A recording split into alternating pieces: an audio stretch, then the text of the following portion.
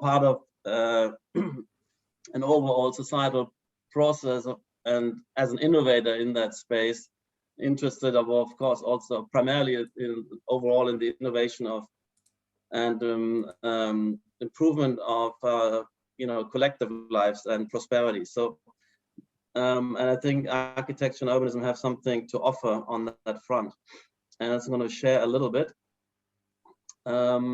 Just to quickly ask you, is it okay if we record for the participants who will join a little bit later? Yeah, just use it for internal purposes. So no.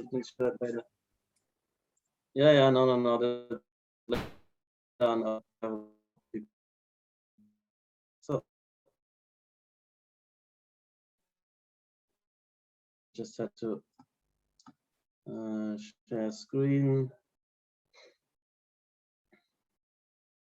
Did you co-host? So hopefully that works now. Wait 1 second. Yeah, that's going okay. And now I need to initiate that.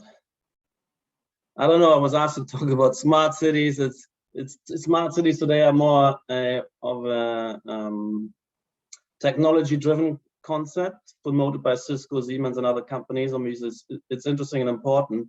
But I'm always starting from the distinction between social and technical functionality with respect to separate, demarcating the design disciplines, in particular urban design, architectural design, as the particular contribution in terms of social ordering and articulation, rather than the technical systems which also need to be put in place by engineering, logistics, infrastructure, technologies, etc. Of course, we closely need to align our concepts to the technological revolutions which are driving history and society, in my view. So I'm saying a politically smart city. I mean, it's not something very worked through or highly formal in what I'm presenting. So let's just maybe some ideas for discussion. So built environment's contribution to society, ordering of social processes. I mean, in particular for architects, we always think that this is the basic thing is shelter, and then you're talking about enveloping, and you're talking about trivialities in my view, but where the real contribution of the built environment is actually that it allows an incremental increase in complexity of social relations which are ordered through space and distributed in space, and a big text. The city becomes also a big text of navigating that social differentiation, let's say, with various institutions, status groups, places. And so I like this image. I mean, this is a zoom in of the frontispiece of Thomas Hobbes, the Leviathan, this idea of society as an organism of, where various elements and people create this kind of body politic, that social cooperation. And there's this kind of image up there, which is a symbol, but below we have the image of the city, which actually that incarnate in the physical reality. That's the real image of, let's say, that social cooperation and how it's physically manifest, let's say. And but also I'm a great fan of capitalism, because I think those, I mean, the prosperity levels, particularly for capital prosperity and what I call material freedom, has been stagnant for multiple many thousand years, and only started to improve dramatically since 1800 through the Industrial Revolution, which is often focused on, but I think that means inseparable from the emergence of capitalism. Anyway, so I think in terms of freedom, we need to distinguish material freedom and then social freedom. So the increasing liberation from material necessities and positions of an indifferent physical universe. I mean, for me, that's an incredibly important concept of freedom. And to achieve that, we have to socially cooperate. That means we have to impose some degree of, let's say, disciplining, self-discipline through work and postponement of instant gratification, but also, you know, social cooperation demands, you know, duties and working towards agreed aims and so on. So it puts some degree of compromise on a kind of otherwise, let's say, a presumed total freewheeling freedom. But there's also degrees in which these necessities of having some kind of order imposed on everybody for the sake of material freedom, that there could be, let's say, this could be overboard or could be anachronistic, and therefore this idea of liberalizing society from maybe old and no longer or never fully been necessary, let's say, disciplining structures. That's also important. But I do think that material freedom, well, we can call it prosperity, and social freedom, liberty, that prosperity is primary. And I'm insisting on this because that's the cumulative bit. That's the bit, if we are compromising there, you know, even a generation later, 30, 40 years later, if you even compromise from a 5% growth to a 1% growth, something, it's massive in terms of, you know, life chance opportunities, this whole, you know, we wouldn't have that kind of fantastic control over destiny, freedom of working a few decades in the middle of our lives and otherwise being, you know, able to roam the globe. And I mean, these riches, they come through, you know, prosperity gains, productivity gains. That's primary. But we need to obviously also, social freedoms have their own value. Of course, it's pleasant to be, you know, relatively self-directed and freewheeling, and also they contribute to material freedom. You know, there is a kind of relationship of integrating those. So it's very important. So I'm a materialist in this sense. And historical materialism, the conditions of material reproduction shift and change and evolve, and we need to be highly aware of that. Basically, Marxist in that sense. I don't believe in socialism or the recipes, but the underlying, let's say, way of looking at history and understanding the conditions of progress and looking at economic processes is very, very important. So, and, you know, they were the great eulogists of capitalism, of course. They recognized what capitalism had achieved, and through the constant revolutionizing of production. And he said that really distinguishes the bourgeois epoch from all earlier ones.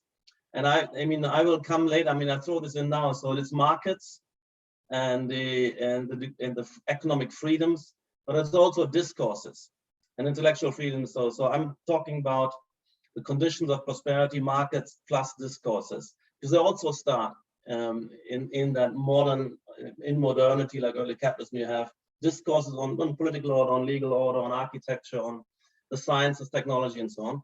Anyway, I just throw this on the side, but the bourgeoisie, you know, that cosmopolitan character is also, you know, that whole capitalist world is the modern world, which has so many empowerments ready for us, but also in terms of urbanism and cities. I mean, cities existed before capitalism, surely, but they've always been connected markets, and you had, you know, merchant capital in the early trading city networks in Greece and northern Italy. These were the centers of progress. And yes, the recognition that the big cities are an effect of capitalism and what it means of escaping a kind of rural idiocy, which I think is very clearly what I felt when I kind of escaped from, you know, my highly provincial conditions and moved to the city.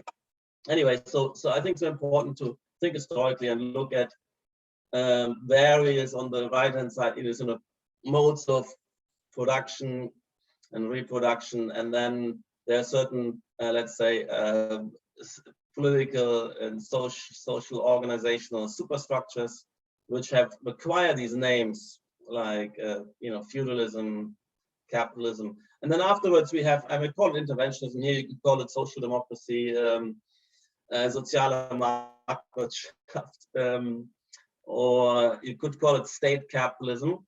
And then I recognize that there is, it connects up. It's not just purely political process. It connects up with this Fordism, this concentration of industries, this mechanical mass production systems.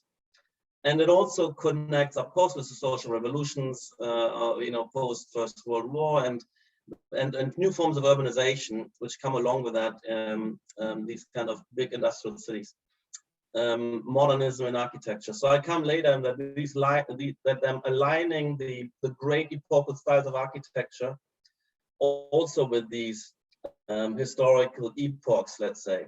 And then the Marxists obviously thought that we're moving, they didn't have interventions. They wanted to shift directly into socialism and then communism. But what I see happened is that this interventionist, as well as condition and more the state-regulated forms of productions, big concentrated cartels and so on, state-sponsored, and then the extreme versions of that, the socialist economies which emerged after the Russian Revolution, they were relatively well aligned to this kind of era of mechanical mass reproduction of what I call Fordism here, what is being called Fordism. Because we do have that universal consumption standard. The task is to reproduce, a handful of commodities on massive scale. And that means these complex products and consumer products for the first time, not only like 19th century, mostly luxury products, kind of industry, allow for that equalization. But everybody also has to be routinely slotted into this, this idea of, mass housing, cars, washing machines, TV set, packaged holiday, and that these products being all are stable for decades with a stable 9-to-5 routine, going to these slotting into this big reproduction machine. This brought enormous prosperity gains. I'm not kind of despising that. It's something which we are building on now, but we moved on from that. You think that so that in that, let's say, Taylorist, Fordist, mass production, assembly line production system, which were incredibly important, they did allow for these political structures, big trade union organization, big labor parties, and a lot of easier to plan an industry which produces only 10 things and is more less internationally globalized. So, but then we're moving on, and we have now a lifestyle, many of us anyway, which we wouldn't want to go back to the 50s and 60s. That kind of routine pattern, these few standard things, and that predictability. We have now something much more dynamic. So microelectronic revolution, basically, it's computerization, telecommunication, and the convergence of these two through internet and reproduction systems like reprogrammable robotic production, etc., and globalization. So that is post-Fordism, and with that aligns that neoliberalism, breaking up of these, let's say, interventionist. You have these privatization drives, etc., and the differentiation of lifestyles and populations, also the income differentiation again, possibly, because here in mass reproduction, it's having much more money than somebody else. Yes, can you really have 10 VWs, cars instead of one, or are you 3 times as much cornflakes? There's less scope for varying the consumption standard. Of course, then there's a super rich who have all tailored things, but that's a leap. Whereas here you have a kind of gradation of and differentiation of lifestyles. Anyway, so I think neoliberalism, my view of that is that it needs to be further radicalized. It was pushed and then was kind of after these Western societies came out of these kind of 1970s crises where this interventionism really was ruining the economies, particularly those who went furthest along those lines, like the UK. And then they Thatcher, Reagan, they carved out a breathing space, and then we kind of went back to trying to kind of re-regularize, and it was a kind of half pushed through revolution. So I think that I think there needs to be further radicalized. That's my belief. Anyway, so the criterion of progress is of course increasing economic productivity, and they thought that that was clear. Everybody sees the superiority of capitalism over feudalism, but this is turned out to be false, and that's an historical experience which we need to recognize. And of course, if you just think through theoretically, it's difficult to predict things correctly. So Marx maybe it sounds very logical. That's why I was a Marxist also in my earlier years, you know. This kind of anarchic process which generates, you know, these booms and busts and you know, a lot of wastage and you know, unutilized, you know, capital and labor resources and so on. And it seems to be there must be a better way. And then, you know, democratic planning. It would also has this kind of heroic idea of humanity finally, you know, consciously controlling its own destiny, its purposes, rather than being kind of subject to this alien, you know, the outcomes of a collective process becoming a kind of an alien imposition on everybody.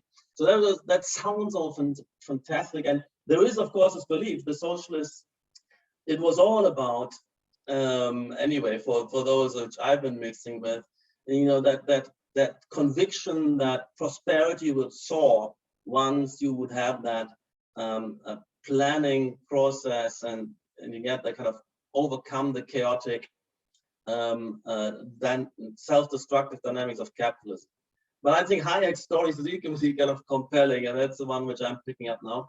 That, you know, that anarchic process is actually a marvelous information processing system. It you know, it evolved and generates that magic of integrating myriads of otherwise, you know, not explicitly coordinated and negotiated plans, and the information about scarcities and various factors of production is kind of radiating through that telecommunication system, and you get this optimizing process.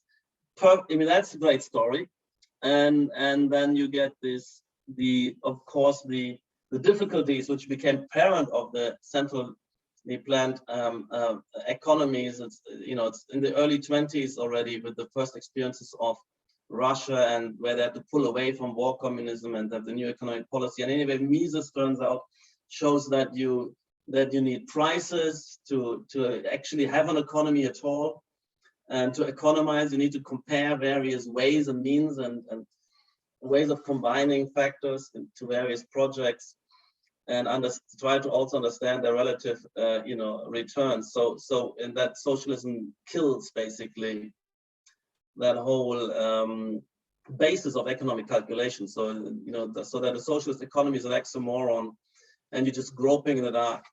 And you know, and then what we actually, the historical experience shows it. So in terms of people I've been orienting towards and been by is kind of the shift of the kind of away. So again, so I'm going through these, and look, the cities. I mean, the cities are fantastic, you know, engines of this development. They have a very important role, and there are different types of cities, and if you know, and it's there's a certain you know, growth also possible. You know, it's kind of the first ring, the second ring, the third ring, and then you can gradually sort the division of labor and the structures of various crafts around, and the market and let's say the church, and then you get these kind of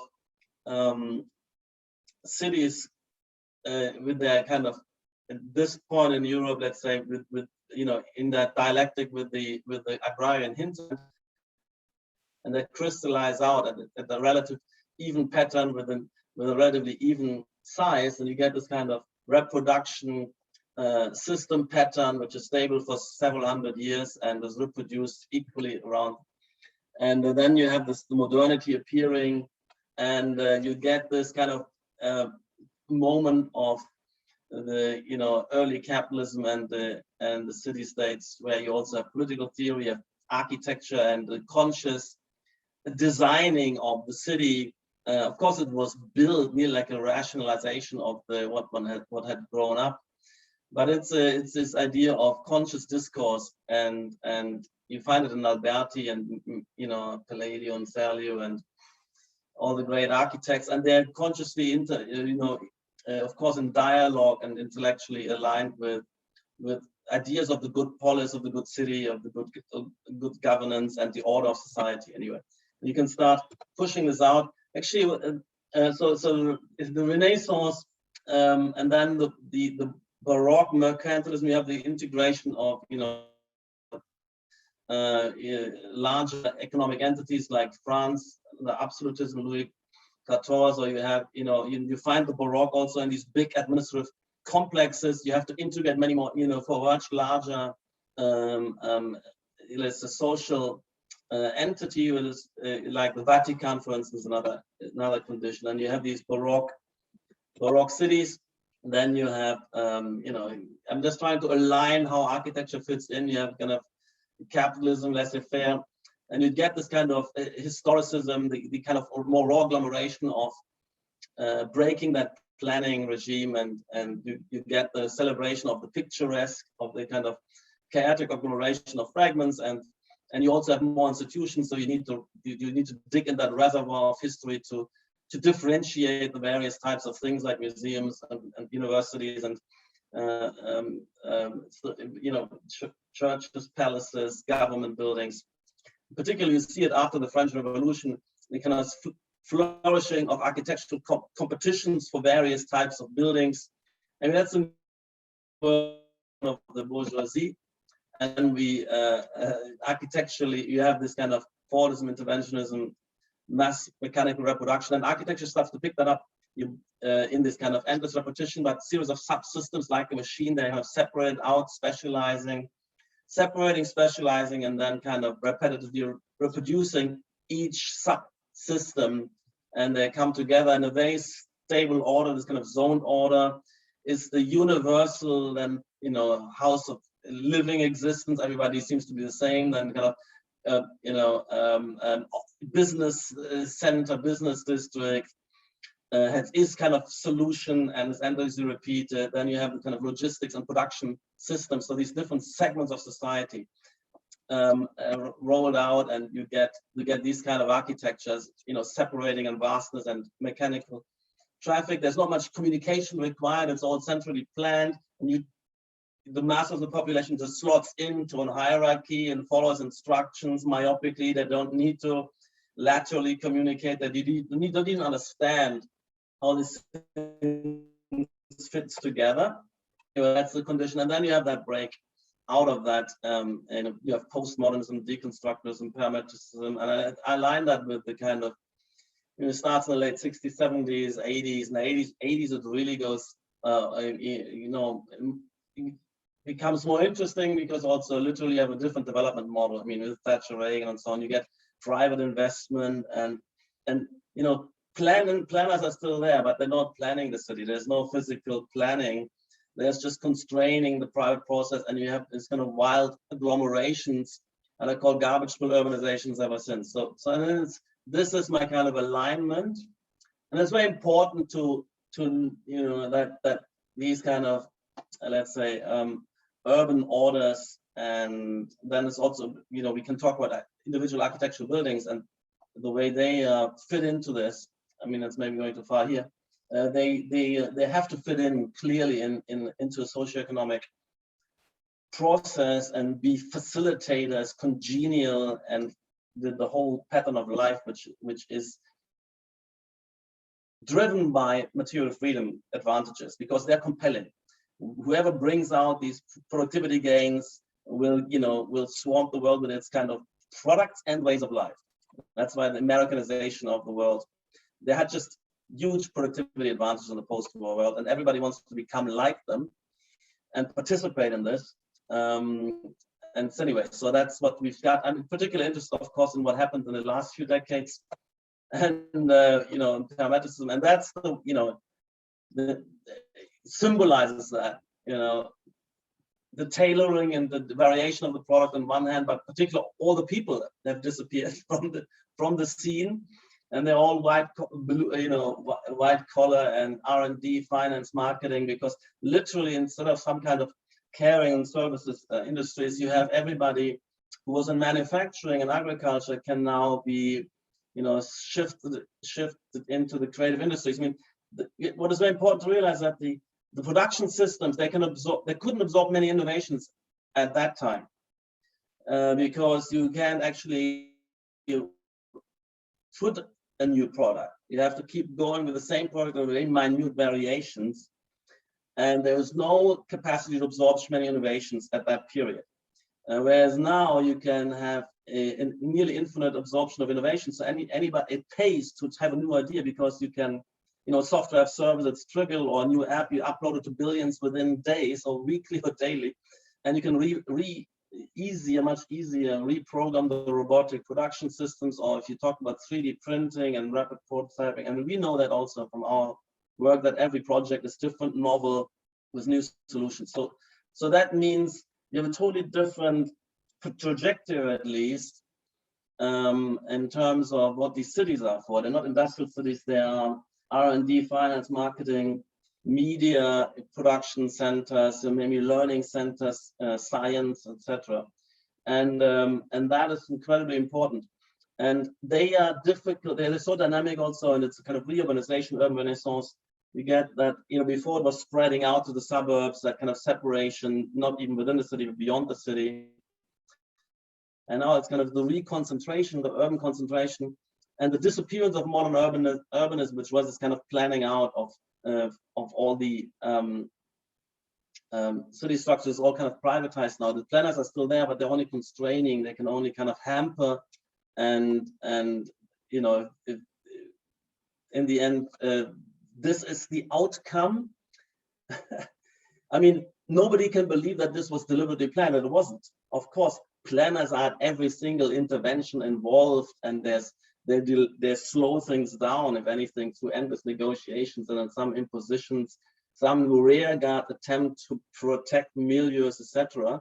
But it's also particular, this one is so striking, it's the Corporation of London, of course, the City of London, which has different rules, where the industry is self-governing its own kind of urban dynamics and urban politics.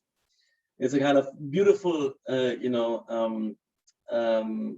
let's say, remnant of history, kind of historical accident that they kind of hung on to this across the centuries, but that they would allow for that incredible flourishing of an urban, business engine, because the bankers themselves are in charge of their urban planners, and because there's no residences here, and they've been quite careful not to. And I mean, it's a bit of a shame, allow residences in, because the residences would become political barriers, kind of this NIMBYism, which slows down everything else. That's kept out here. I mean, I look at this, and then the other beautiful accident of history is Hong Kong, which was this kind of beacon of showing the way to the whole of China and to many other parts of the world, where we had these kind of liberal constitutions, let's say, and radical degrees of freedom were suddenly becoming more important and congenial with the post-Fordist neoliberal kind of takeoff, and they came into their own. So technology is ultimately the driver. But then there's a lot of, follow-up conditions. So this convergence, we need to look at that socioeconomic restructuring, lifestyle implications, new society, new dynamics, and I mean, even on the left, they're talking about post-capitalism, new economy, what all the things which they see new trends. And where I first got into it was actually in corporate organization and business organization, management theory, and so on. You can see there since the 60s, 70s, and the 80s, more and more increasingly, you get this incredible discourse of flattening of hierarchies, participatory structures of lateral communication, network self-organization. There were kind of realms of freedom. If you go to Google, you get this. You can self-direct part of your time. You can roam around, set up projects. Everything is for free in terms of, it's a kind of communist paradise. This is, and these are the, what I find interesting from that certain kind of, let's say, left dreams, particularly of the kind of Italian autonomia movement, the things which somebody like, let's say Guattari would be talking about. It happens on the level of the most advanced industries, creative industries, tech industry, and maybe it also was facilitated by the Californian hippies that you have that in the Bay Area. Now, anyway, that's got me interested in that. So some of these, let's say, new post-Fordist ways of working, of course, they've been celebrated on the left as well, because it is the self-directedness, this kind of integration of shop floor knowledge and everybody's knowledge at every point. The realization that there's no chance of top-down direction of these corporate innovation process, and I know that as well. I'm leading 450 people. I have to let them run. Attempts to instruct and be on top and trying to control is only killing the machine. Anyway, so that's a beautiful from a left kind of also from a left kind of libertarian, let's say, sensibility. Some beautiful things going on in post-Fordism. And I think we need to just also allow them to politically to play out. So yeah, market forces, laissez-faire and the privatization and the breaking up of all these kind of state bureaucracies. And the look and feel of this, I don't know, some of you guys are sitting in Berlin, but I mean, this is a kind of symbol of that, in this kind of variation, differentiation, individualization, also in the, and the kind of, you can't plan it. So it's most important. This image of London is also individualization. This is not something trivial. This is something slotting into a kind of very dynamic and finding yourself and your role in a dynamically self-differentiating, evolving society. And these kind of images are incredibly important. So, the point is co-location synergies, right? So these industry clusters, but they're not only single industries. You need in London, you really need the finances, the lawyers, the insurance companies, but also, and not only, but not only for the finance sector. I mean, for the engineering, fantastic engineering companies, and architects and design companies. Then they feed into media and art. All of these innovators need art institutions, various museums, and so on, and of course universities en masse. And so London is the city in Europe which has that, and I know that's why I'm here, and that it's a big brain draining from around the world, also out of Germany, because we don't have the equivalent. I mean, now Berlin is coming up, but at the time, and you can see that this is incredibly important, that you have, and you can't plan that, and you have to allow it to happen. And all these institutions needs to be should be able to locate where they want to locate in ways that they want to locate.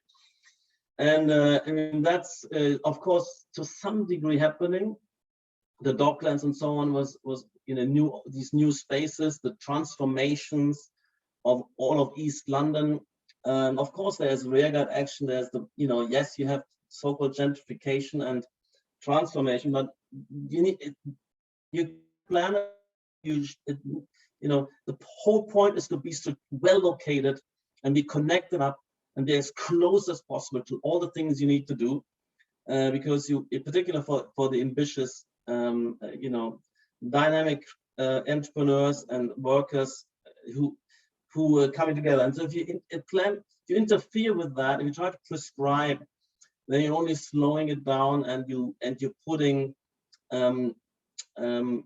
let's say sand into the gears, and that's very important to realize. And so this kind of layeredness of the various layers need to come together, need to connect. I mean, if every new product is a project where you have to rethink the marketing strategy, the R&D, the technology, the financing, the design, that's thinking it through, brainstorming, and rather than having execution issues, you have to this kind of project setup issues where you have the most intense of communication, which is many players which need to get involved.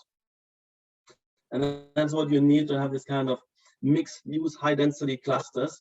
And we're trying to think through architecture, how that might look like. I mean, this is the kind of, in China as well, you have all these startup companies, hundreds of thousands of small companies, co-working spaces intercepted with retail, which are mostly coffees and shops and restaurants for all the workers to eat. And you generate a three-dimensional urbanism, this kind of attempt to have inter-visibility, inter-awareness, collaboration potentials, our own offices within that, and various types of gatherings, that dynamism of face-to-face and being connected, informal communication. So, and that was where I'm interested in particular, that in work that office dynamics and the way these they look strangely organic and dynamic, both in the inside and the outside, in between buildings. It looks like garbage still. So I've been thinking about, can one, because it's also now, it's all different styles. It's kind of postmodern and could a lot of rear action from architects, and so I was hoping to overcome that to some extent through voluntary discourses, best practice conditions, this recognizing that buildings have to affiliate with each other, connect with each other. They should be context sensitive and context dependent. You have past dependent generation of maybe identities for district, because they have the individual ingredients of various types of, in the world division of labor, etc. So it's the bottom up conditioning. So that's what I was trying to develop, because there's something thrilling about that urban chaos, but also something menacing and disorienting and problematic. So I should give you some. I wanted to be somewhere between that monotony and chaos with our urban solutions, and then we're looking at what gives actually shape, structure, and order within the complex layered order. Things like a river which pulsates through, some legibility to the city. There are, if you allow, for instance, would allow the land value maps to be extruded without planning interference, you get beautiful gradient topographies, which would be more legible than what we get now. So we're looking at these kind of natural systems and multi-species ecology. So you could have something which had that dynamism, which has that variation, but not a kind of overburdening noise, because you have now more visual difference than is actually underlying. The current intricate, let's say, if one had allowed it to happen, programmatic and social productive order, which is there, is kind of invisible and bleached out by some kind of chaotic interventions by architects and the discipline that doesn't have a coherent disciplinary collective methodology, which allows them for a lot of freedom, but a lot of principledness into this. So I'm talking about markets and discourses, and that's always been the case. So you have not only markets, but you have, even with, financial markets have financial theory, financial economics. You have, with political theory. We have, even in a libertarian condition, you would have a lot of legal theory and jurisprudence discourses, which you need also to set up, private arbitration courts and so on. Anyway, so I'm looking at building these kind of incubator industry clusters, like in London, weaving into a fabric, and these are several buildings of several teams co-located, and then have a kind of dynamic interiors. And I'm doing social process simulations with differentiated audience, and I'm measuring interaction densities and encounter dense frequencies and communication or conversation densities within teams, across teams, cross-departmental, etc. And these are the way these things look like, and we end up dynamizing the furnitures themselves. They became AI empowered, not remote controlled, but self-acting facilitators with inbuilt, let's say, utilization incentives, as it were. They need to kind of maximize their utilization as they roam around and discover how best to facilitate their existence. Or anyway, so are these kind of projects, and we have these projects in China all over the place. These kind of incubator clusters, you know, robotics industry, or this is called unicorn, where they're trying to discover, you know, this sort of startup culture, urban clusters, which we are designing. They're usually government initiated, and then bring in a lot of private investors, and then they're trying to bring in a lot of industrial players also from Europe and from around the world. So we're getting these kind of involved in these, or Tencent, big technology companies setting up these campuses. I mean, there's another one, Shenzhen, there's sometimes 1 million or 2 million square meter in one go. So scale comes back, but it comes back not through a state bureaucracy, but through kind of corporate investments and corporate players who have, of course, a much more, I mean, these big corporations, I mean, they come out of a ferocious competitive process. I mean, and they are continuously in competition with the other. When you have Alibaba and Baidu and Tencent, and we work for some of them, Oppo. We're working for them, and we're generating visions for their, you know, it's kind of laterally connected, open, transparent, intervisible, interactive, flexible spaces. And we're doing, this is what I do with my students. So we also visualizing how would London evolve? That's from that fantastic but chaotic, a city of London cluster, Canary Wharf, a kind of planned, boring, axial system. What would be actually a kind of new London? Several teams collaborating with different fragments which are co-adjacent and trying to increase density of occupation, have these layeredness of facilities, you know, of various types, hollow out the towers, connecting with bridges and atrium up and down and across between towers. So this kind of super dense urban clusters, which I can imagine to emerge in London. So that's what I'm studying. This is student work. And I think these are perfectly viable and reasonable and effective, probably, solutions one could imagine. There's a lot of porosity and transparency. You lose a little bit of dense occupation, but you get this intervisibility, interconnection is very important. We studied that. If you take out some chairs and tables, you increase, even if you have less people, you increase the interaction density a lot. And so these are the kind of visions I'm generating with my students. We're doing similar things in the office because we have these projects, we have these, let's say, corporates as well as other, you know, business developing conditions, and we can see it happening, and it happens due to scale, but also due to the growth dynamics and the degrees of freedom which you find in China for urban development. It's happening there. It's not going to happen in London.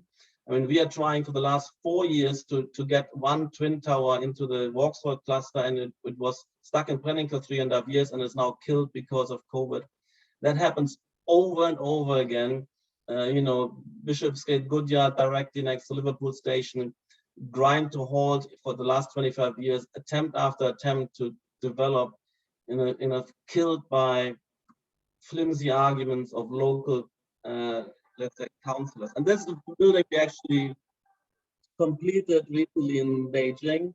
It has about, I guess, I suspect about several hundred small companies. The idea of intervisibility, interawareness, open to the urban context as well.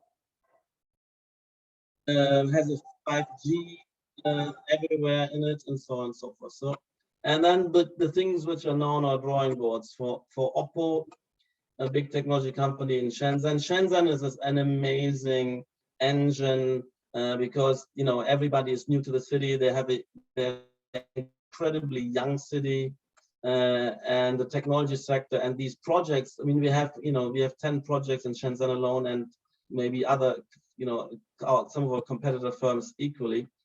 It's an unbelievable. All of that is kind of now is Shenzhen. Oh, well, Shanghai as well. This is a Shanghai project.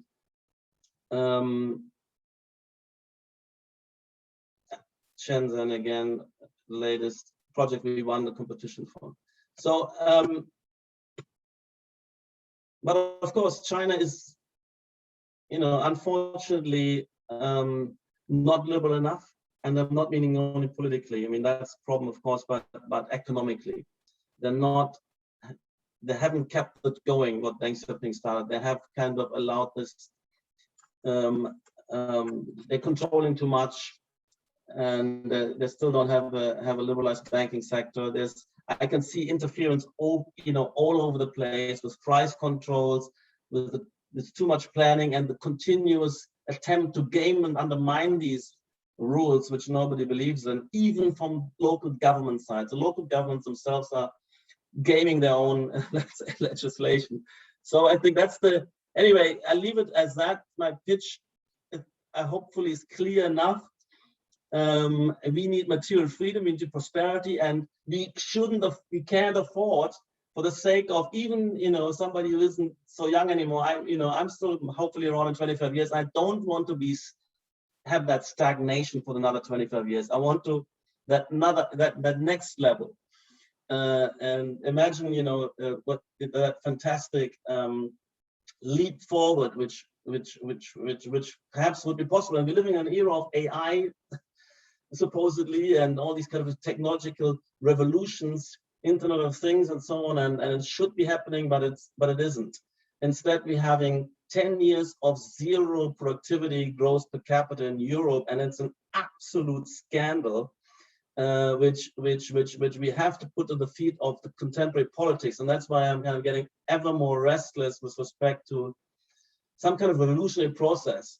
And I just saw this in, seeing what do you think about the Atlas Group and their kind of bürgerliche Revolution. I'm not 100% in line with everything there, but I mean, we need to break through that crust of paralysis. And that's also, I'm seeing it in the urban. We can't do anything in London, except in the city of London. Everything is prescribed and everything is killed, actually. Everything is kind of muted, stopped, or so prescribed that the only game in town between the developers is in a sense kind of better negotiating and gaming the planners. There's no product innovation. Really, what you can do is just trying to reduce some kind of impositions and finances, or get the approval quicker than your competitor. And it can only be insiders. Everybody coming in from the outside is burning themselves because they don't understand the kind of corrupt planning. I mean, it's not deliberately corrupt, but just in effect, I would call it corrupt. Anyway, with that, I open the discussion. Well, thank you so much, Patrik, for this amazing presentation. That was a speed run through how the city might actually look like. A big round of applause, and then we go into the Q&A. You can raise your hands on Zoom or let us know in the chat, but I will kick it off because, of course, I have a couple of comments to raise there. First, one might go into something that we discussed earlier on in the seminar already a little bit, the role of the existential questions of architecture, like how do we deal with heritage buildings and the existential need for people to connect with the past in such a way. So how do architects, or how would you think about it? How do modern urbanists think about it? Or contemporary, not modern, as I learned that it seems to be the wrong term. And let me just ask the second question right away. Maybe you take them together. The second question would be for me about the geopolitical question that you raise here. With an influx in urban projects that we see in, especially, I would say, Asia. How do you see, is the Western world losing traction? Are the cities now, especially for UPs, young urban professionals, there's a global competition of cities and spaces where people can work and live. Is the West losing its appeal? Because when we discussed in the seminar just yesterday, paradigm cities for vibrance, London, of course, comes up, but also many other European cities come up. But that seems to be, especially from the visions that you draw, something that is at stake. Or do you think, like, even if China is experimenting with all of this, this might not be very promising? So how do you see that? So that's kind of the two questions. Well, thanks a lot. Interesting question. I mean, first of all, heritage, yes, I believe we need to keep key heritage elements. And it was quite fascinating in that kind of menace of the city of London. You have a lot of heritage in the midst there, kind of in the nooks and crannies, these little beautiful old churches and even timber Fachwerkhäuser. It's in little alleys and so on, and the Bank of England. The history is all there, but you're allowing it kind of an old, and it's still charming to discover it like that. You don't need it pure. So I think that's possible. And of course, you have the greater, I mean, monuments or ensembles, you know, in like, you know, like Westminster, etc. But I don't think you need to preserve it too much. And what happens across the river, it could be anything. So it really is only a small percentage. And to treasure it and to let it live and stay isn't costing, is not going to be the way. And it gets to be done sensibly. And it's interesting that the City of London, of course, they only have a square mile in the Corporation of London, so they keep their treasures, but they're piling on top. And I think, as I said, I think it's charming. So the other question is, yes, I mean, Hong Kong is a great place.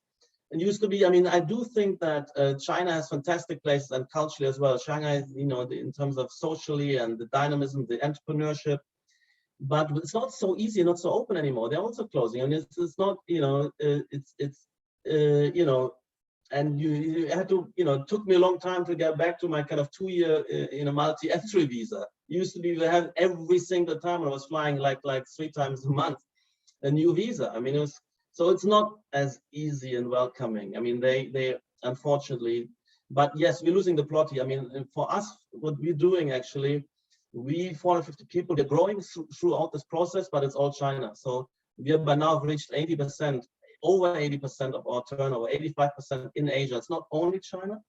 There's a bit of in Japan, there's a little bit in maybe you know, Singapore, Hong Kong, etc. Whether it's China, we can debate. But that's where it is, and there's nothing much in Europe. London itself is also not only because of COVID, because our more kind of let's say strange, innovative outlook in world commerce isn't so popular here. But anyway, there's very little going on. But there hasn't been much going on anyway, not enough for a firm like us and to feed all those, you know, the generation of new architects which we're having in England. So England has these great architecture schools where I'm teaching as well. People coming in from all over the world, and we'd love to take on more of them to export back into the world. So I think in Europe we have, I mean, you can't. I mean, there's never going to be a new airport in Europe. Maybe now airports are not the you know, the most kind of thing on our mind, but I think also if you talk about IT and that whole revolution which is coming, I'm working on cyberspace now increasingly and virtual spaces of action communication. I call the Cyber Urban Incubator. All these companies, I want to do them VR experiences ahead of their construction and so on. I mean, in Europe, we have all these kind of rules and regulations which kill that whole industry as well. So I think we're making a huge mistake. We're killing, you know, our economies and our forward thrust, and we get into this kind of horrible stagnation and paralysis. And we're also accumulating huge time bombs when it comes to, you know, aging populations and many other things. So and the support and these tasks of environmental cleanup, I mean, they are costly. And if you don't grow, you're going to cut into your own flesh. No way. Look at the yellow vest with a little fuel tax. I mean, that's what it comes to. I think it's very, very dangerous what I think is happening in Europe. This pretense of, I mean, democracies, it's going to explode into riots, and I've seen them. I've seen many riots in my life. So it's not. I feel it's dangerous not to more radically rethink the politics of and opening up. I mean, a lot of people are paranoid and scared of capitalism. I think that's not true. Cool. So we have Marta and Armin next. And before you go, just also briefly introduce where you're from, so that gives a little bit of context. I didn't do so in the beginning. I'm based in Minsk, so a lot of the stuff that you said, especially in the beginning, I was very familiar with what I experienced. So Marta, next. Hello. First of all, thank you for your complex and absolutely astonishing lecture. It was very interesting for me, even a bit contradictory, but in an interesting sense. Why contradictory? First of all, I'm coming from the legal background. So I'm a lawyer. I used to love capitalism, and I would say that I was a very right person, right-sided in terms of ideology. But when I started working with urbanists and architecture, I would say my right-sidedness disappeared, and it's very interesting that you, as an architect, is not left. It's most of the colleagues are left. I agree with that. Yeah. I know that. Yeah. They say that if you, as an urbanist or architect, you cannot be right, otherwise you are a developer. So this is very interesting. Your lecture is very interesting for me, very new, very surprising. And I would ask only for the recommendations, maybe some theoretical works, academic works that would praise capitalism, because of what I've only heard are the books of David Harvey, of Thomas Piketty, of Rainier de Graaf, and your opinions are very much different from theirs. So I would love to know some academic works that you would recommend to learn the other side. Yeah, of the story. Some works on the capitalist revolution in urbanism required. For instance, with the Adam Smith Institute, it's on my website, on my academia.edu, and so free market urbanism, and there's actually also that some groups called free market urbanism. Based in New York, there's a network of people who are into it, and there's also this idea of free private cities. I'm connected up with that as well. And this is a tough one. It's an attempt to have these, because all the main advanced countries are, let's say, politically frozen up. This attempt to go outside to find opportunities. I mean, we are in Honduras at the moment with that. With these kind of new regulations where you can have make new, let's say, free economic zones, set them up privately with the whole private governance structures. But it's a big leap, of course. There's not many companies who can do that, and it's remote. So I'm also connected to that. But then you get some kind of ideological or theoretical thinking as well, something like free private cities and so on. What could be possible? There is, and if you look at some of my texts, you might find references which lead you on. And of course, we can help you with that. We will have later on in this week also Sanford Ikeda, which also I think Patrik might know. He's like from. Oh yeah, exactly. So he's connected up with that discourse as well. Yeah. Jane Jacobs is a kind of early protagonist and critic actually of this kind of post-war planning thing. Yeah, so we will share the resources here. There is plenty of stuff out there. Also, Adam Smith Institute was mentioned, with which we also work together. So that's there. So more on that, Marta, later on. Armin, next. Yeah, thanks. Two quick questions from me. So I'm Armin. I was based in Hong Kong, heading the Global Innovation Hub of the Friedrich Naumann Foundation, so kind of the innovation unit. And I was very interested when you mentioned all these examples of corporate innovation, kind of in a form follows function way, then also trickling down or like shaping architecture. And I participate in several workshops with corporate innovation units of HSBC and Zurich, etc., like all these big corporates. And very often we felt like there are a lot of good ideas, and what you showed there with the tables and making it with AI, etc., like seemed amazing. But that in real life, these concepts of holacracy, etc., like these management practices, actually most corporates who could afford to actually build these kind of buildings and where the money is, are totally still stuck in the Fordist management system. So I would be very curious if you actually see buildings realized and also being used then in this way, kind of proving that there is innovation. There is some examples. I mean, we're actually building now.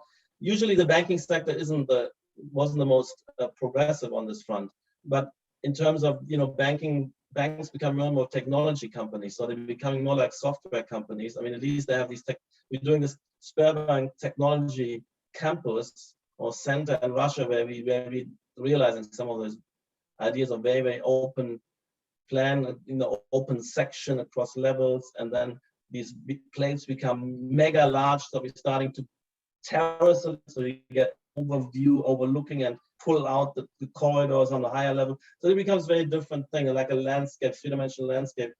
Of course, in the tech sector, Google and these kind of guys, they have radical. Facebook, if you look at Facebook, new headquarter by Gary, it's the biggest floor plate ever created. One huge floor plate. So below it, the cars disappear. We usually have these technology boxes and car park next to it. So you drive in under, you come up into that massive floor plate, and then the whole roof is a roof garden. I mean, they're very playful and open in the interiors, and of course the corporate structures. I mean, as they become very large corporations, they also move away from this kind of totally freewheeling culture, corporate culture you find in startup companies and pioneer. And we kind of a little bit had to build kind of managerial structures on top of our firm. So you find that, but this is still that sector has a lot of examples also in terms of radical tech. The tech sector. Thanks. Good. Patrik, is it okay to have two more questions? We are mindful of your go time. ahead. I mean, we have time. Okay, cool, excellent. So we have one from Khulud. I will just read it out. She wrote it in the chat. From your speech, I understood as an architect, the architect is at the same time sociologist, artist, technician, historian, perspectivist, and I'm adding here myself, and also probably an economist. Do we all have these hats on when we are thinking about architecture? Well, look, it doesn't need to be all condensed in every single architect, but the discourse has to have these layers and integrate them. So I think an architectural theorist should be, familiar with the theory of society, with societal, development dynamics and so on, and where we are in the history of also economically that this feeds in. So that we do need that in somehow coming into the discipline. No, that's not that we need to, So I've written, a big treatise on architecture where I'm absorbing a lot of the work of Naumann in particular, for instance, and construing a kind of discourse analysis of our discipline and how we fit into, let's say, division of labor in society, so-called function systems. I like that paradigm. So we need to bring those knowledges in through some of us orienting and observing and scholarly into learning, not original work in sociology, but knowing the state of the art and let's say, and also keeping updated with respect to economics and to understand what's going on, because that keeps intruding. I mean, for instance, to have a proper and good appraisal of what went actually wrong in the 2008 crisis is very important, to not get disoriented thinking that capitalism is at the end and it's all, we need more regulation and all this needs to be brought under lock and we lock kind of down again. Then if you have that idea, and in architecture, this has been the idea that this is kind of enthusiasm nearly for going back to kind of planned economy and you know, that kind of left drive is coming out of misunderstanding, and we need to obviously there needs to be some voice in an open discourse which doesn't allow that, let's say, at the moment so dominant narrative to kill off, for instance, all those dynamics and developments within our field which reckon with a different next stage for society, which what I'm promoting. So it's very important that we have that. Yes, and it's, you know, that's why you have in a discipline of different characters, those who are advancing on developing design tools and artistic sensibilities, you know, formal innovators, and where we kind of reach out into the arts and use the art world, as well as those who bring in, you know, sociology, economics, those who have more, you know, construction technology knowledge and research. And we, as a big firm, we plugged into many of these networks. We have our own research teams. There's 3 research teams, which actually 4. One is environmental innovations, one is new geometry and modes of fabrication, one is social functionality optimization, so what I call life process modeling, and one is now focusing on VR, virtual environments. So that's the way we well, like in every kind of complex domain of professionalism, you need the kind of the division of labor, and you need the kind of synthesizers. Cool, and excellent. have intelligent team processes which funnel this to the project as well.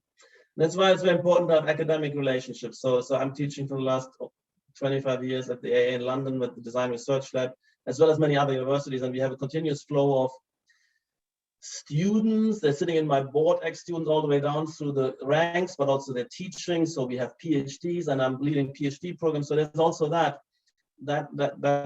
connection is important as well. Cool. Thank you.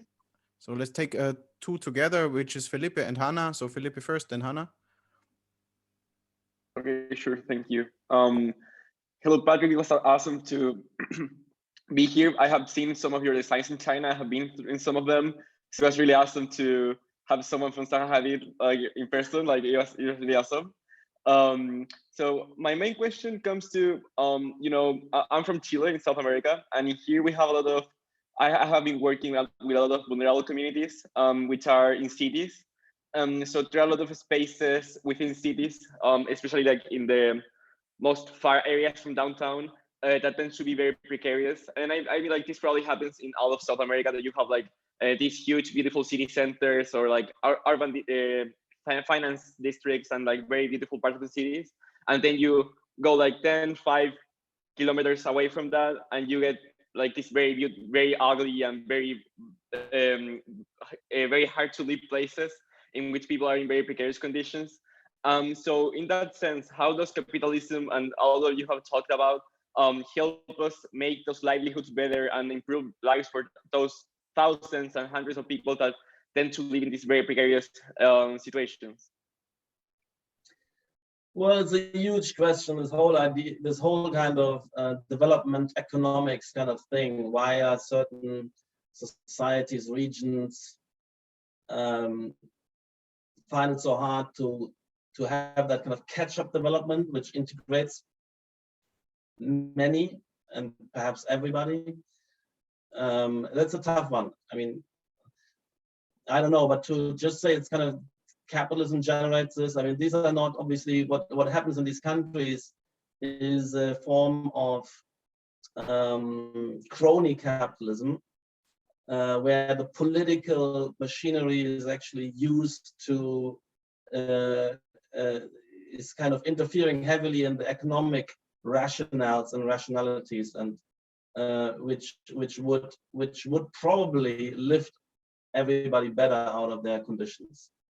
And I would say that's in South America the case, because you've been developing for 100 years and you had fantastic periods, for instance, Venezuela, where you had, you know, it was one of the most advanced and prosperous societies in the world, comparable to and better than several European countries in the 60s.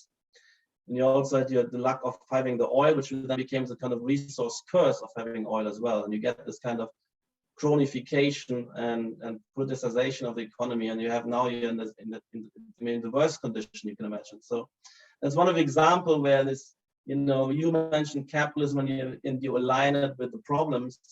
I think it's crony capitalism. And it's also, the corruption in Brazil. I mean, you see it everywhere that if you have left political processes coming into power, they're usually the worst, well, at least not better in terms of corruption than those who are more aligned with industry or capitalists, etc. So it's a very complex issue. It's difficult. I mean, you have you don't have a proper rule of law. You don't have capitalism the way we would like it.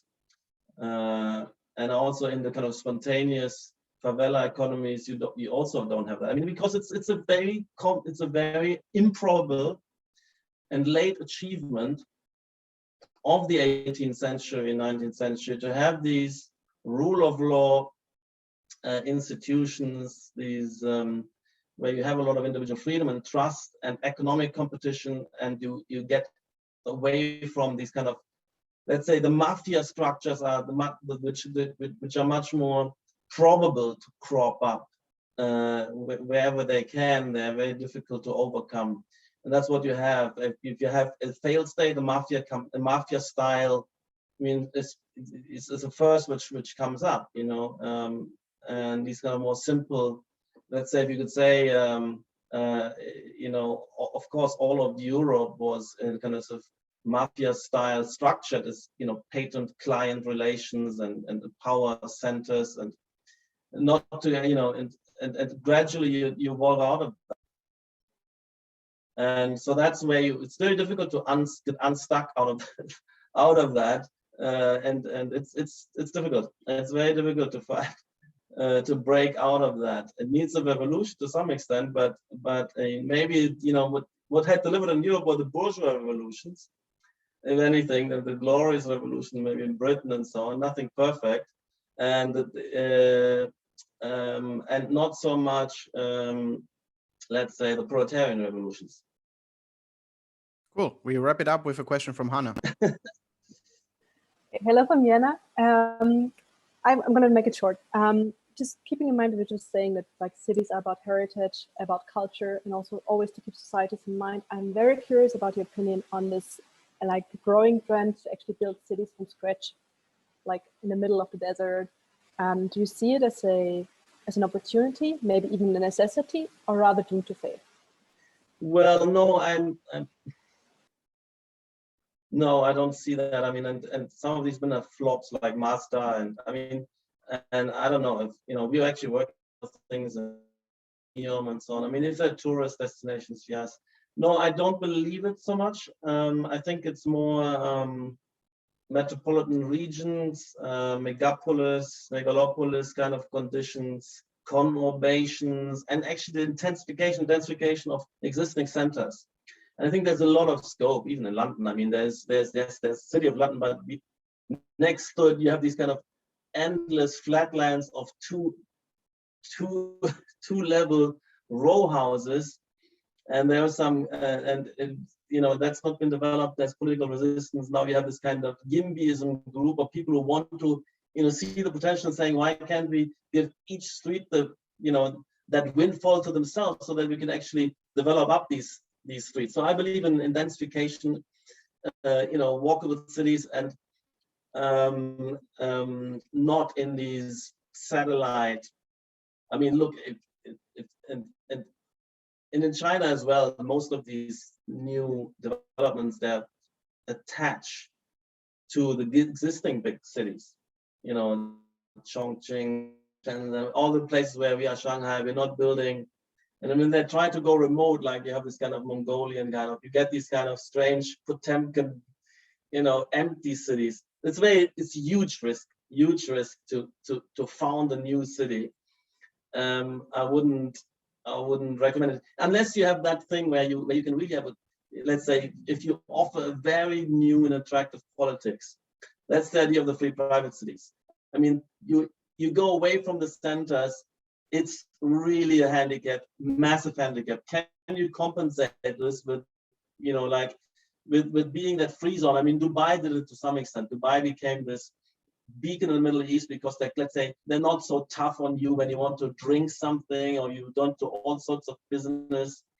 And you have the, you know, you have the Dubai Financial Center, you know, let's say these kind of free zones where you can, in these enclaves, then you can maybe compensate. And anyway, the Middle East is an interesting place where you have a lot of economic things. So that's where all the globals and corporates came.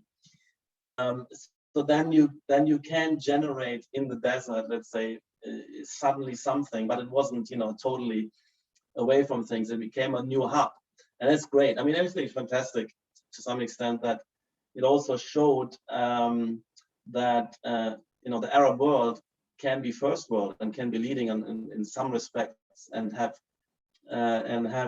something going for itself. I mean, it was, you know, and maybe sometimes it needs symbols like the tallest building in the world, etc., or overreach, like wanting to host the, you know, the World Cup in a place like Qatar. But I mean, that's, at least it shows ambition, but it's the exception. And you need to have something very, you need to work, you would then need this kind of strange ability to have that huge shift in let's say, political attractiveness.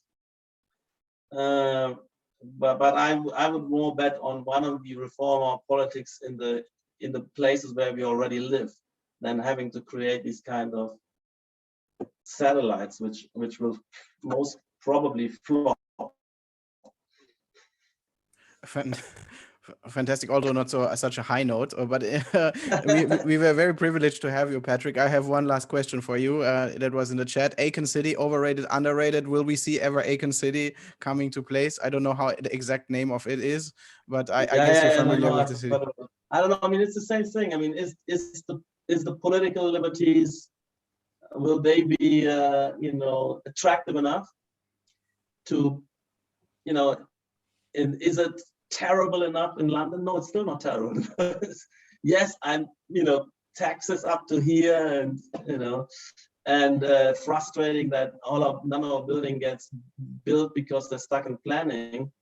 But still, there's still, you know, it's to extract oneself from these kind of historic centers is going to be a very tough sale. So yeah, I think, and it's like with every startup company, when you try something radically new, that I think the failure rate must be about 85–90%. So it's natural, but still worth doing, still worth trying. I mean, and I'm encouraging everybody. It's not my money which they're burning. Let them have a go, you know. And that's why I admire these guys. We're doing this kind of free private city guys in Honduras, which is kind of been the, you know, the murder country of the world.